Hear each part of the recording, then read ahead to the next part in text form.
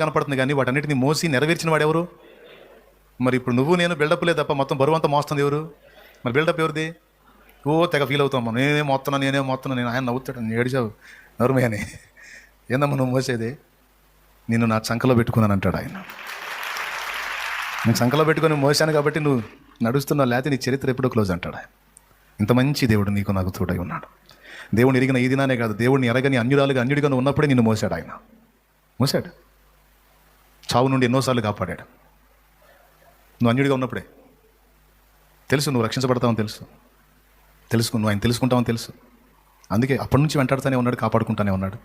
ఈ రోజు కూడా మరణకరమైన అపాయాలు ఎన్నొచ్చినా చాలాసార్లు అనుకున్నావు నువ్వు ఇంకా అయిపోయిందిరా, ఇంతటితో లైఫ్ క్లోజ్ అనుకున్నావు.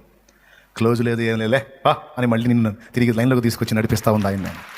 ఏ రోజుకు ఆ రోజు మన జీవిత యాత్రను దొల్లిస్తున్నవాడు ఆయనే. పైకి లేచి నిలబడాం.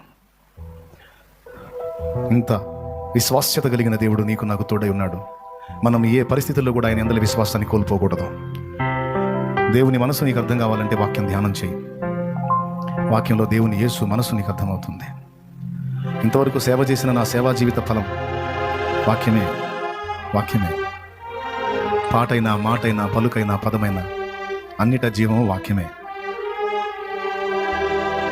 నేను వేసిన అడుగులు ఏవైనా జ్ఞానయుక్తంగా మీకు అనిపిస్తే, ఫలానా విషయంలో శాలేం రాజు అన్న భలే స్టెప్ తీసుకున్నాడు, తెలివిగా అడిగేశాడు, పద్ధతి ప్రకారం చేశాడు, బాగా చేశాడు, అలా చేశాడు, ఇలా చేశాడు అని ఏదన్నా మీకు అనిపిస్తే అదంతా నేను కాదు చేసింది. వాక్యంలో నుండి ఆయన జయించాడు, నా జ్ఞానాన్ని ఇచ్చాడు, నడవలసిన త్రోవలు నాకు నేర్పించాడు, తీసుకోవలసిన నిర్ణయాలు ఎప్పుడు ఎలాంటి నిర్ణయాలు తీసుకోవాలో ఆ నిర్ణయాలు తీసుకునేటట్టు ఆయనే జ్ఞానాన్ని ఇచ్చాడు. ప్రార్థన చేయండి, యేసు వైపు చూడండి, యేసులోనికి చూడండి, యేసు కొరకు ఎదురు చూడండి. మనం ఎదురు చూడాల్సింది యేసు కొరకు, మరి దేని కొరకో కాదు. యేసు రాకను ప్రేమించాలి. ఈ పాపిష్టి లోకంలో ఉన్నంత వరకు పోరాటాలు తప్పవని గుర్తించండి.